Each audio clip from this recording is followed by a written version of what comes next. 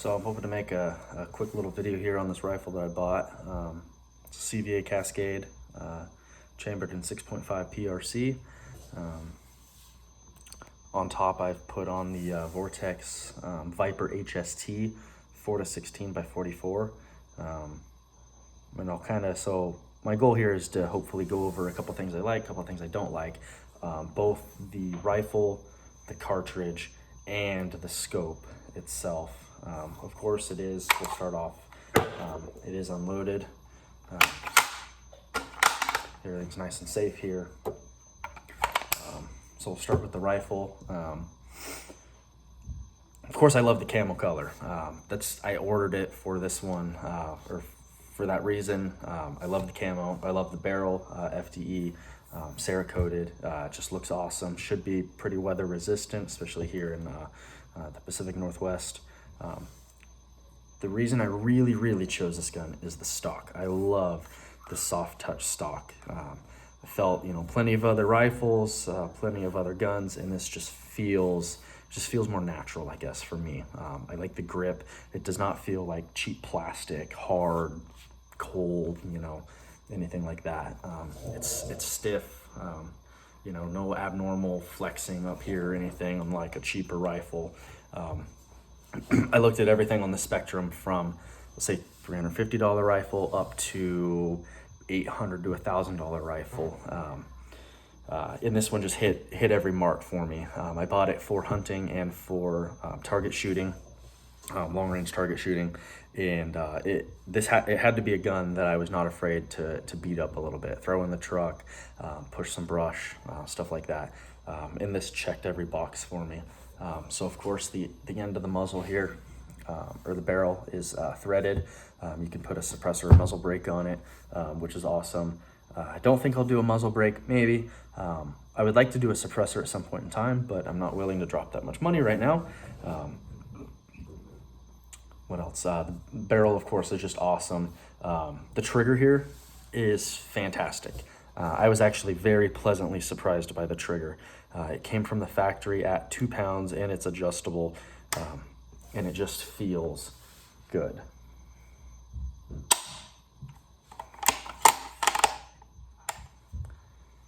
Can't complain with that. I might adjust it, see if I can get a little bit less out of it, but I've measured it several times at right about 2 pounds.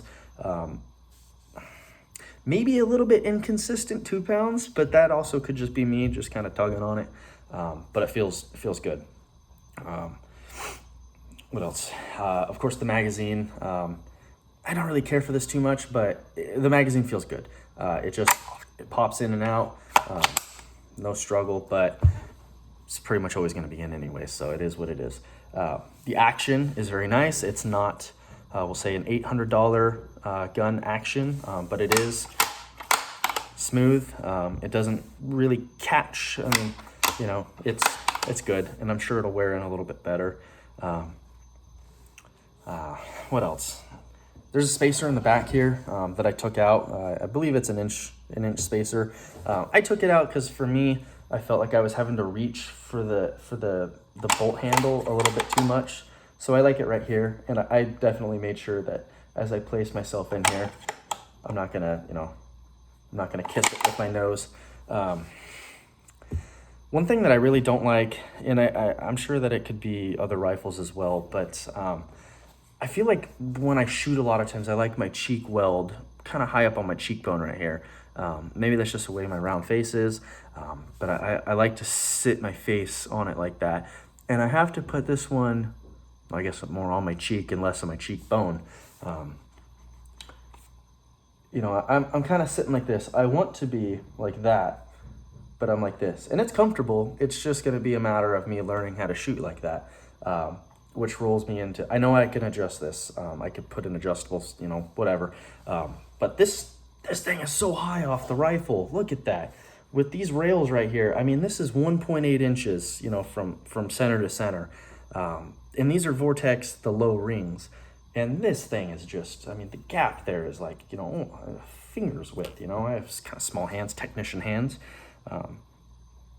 it doesn't hurt me right now, but I know, you know, if I get into the longer range shooting, you know, maybe it'll be a hindrance.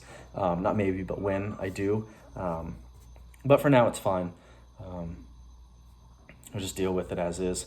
But those are the only two things that I really don't like about this rifle, and they're changeable. You know, maybe in the future I'll find that I need to have a solution for it, but for right now, it's fine. The chamber itself, I chose the 6.5 PRC because it's just cool. I like the 6.5 cartridges. Again, I don't have a ton of experience with these style rifles, but I've shot plenty off and on for the last, we'll say 10 years, both personally and with the, you know, time in the military. Shot a, you know, wide variety of weapon systems. Shot, you know, several other bolt actions. Shot 30-06, you know, which I guess would be kind of comparable. 30-06 kicks a lot more than this thing. This thing, inadequately trained child could shoot it. I mean, you get in there and it just kind of does that. Shot 20 rounds with it. I bought some ammo from Choice Ammunition. It's hand-loaded ammo out of Montana. It's expensive, but I bought what I wanted, and they were clocking 2,900 feet per second with the 147 grain ELDMs. So yeah, this thing doesn't kick at all. I mean, you can shoot boxes of ammo, and the only thing it's going to hurt is your bank account. The scope I chose, well, again, so I should say, I bought it for hunting and for target shooting, and I think that this chamber will do it both very, very well. The scope, so the Vortex Viper HST, 4-16 by 44. I chose this really because I wanted that 4-16 range. I wanted these turrets. I love these turrets. They just feel nice for the price. This whole thing was bang for the buck. It's got to be a gun that I'm not afraid to throw in the truck and then go push brush with. And I'm not afraid to do that with this because I use and abuse my stuff. You got a motorcycle back there that it's been dumped over plenty of times because I go places. So this scope, I was tempted to dabble with the first focal plane, but this one just won me over. I love the turrets. It's clear, you know, side adjust parallax is nice. The only complaint, I guess, would be like it's just a little tough to move these, but whatever, it's not a big deal. And then at 16 magnification, at max magnification, you know, you start to get your little black ring around there, you know, maybe move your face a little bit closer. I did that at the range when I was shooting it. I didn't smack myself in the face. So it's fine. I don't have anything to compare it to necessarily in this spectrum of scope, but I like it. It does everything that I want it to. And I do have the sunshade on it. What's up, kiddo? I do have the sunshade on it, so that's why it looks so long right now. This doesn't have to be on there, but it does look long. What else? Yeah, the only thing I guess that I can really complain about is that right there. Everything else I love about it. It shot fantastic. I can't wait to start hand loading it myself, work up a good load, make it significantly cheaper than buying it, but you know, it is what it is. One thing that I really like about the scope is the actual the zero stops. So you're out there shooting and you got to dial up. Let's say you're shooting just, you know, 2,000 yards, not really, but you dial up. I didn't have to remember how many clicks I just went. I put shims in there, so I zeroed the rifle, take this cap off, put shims in there, and now I go back to zero. It just bottomed out, and now I can look and go to zero.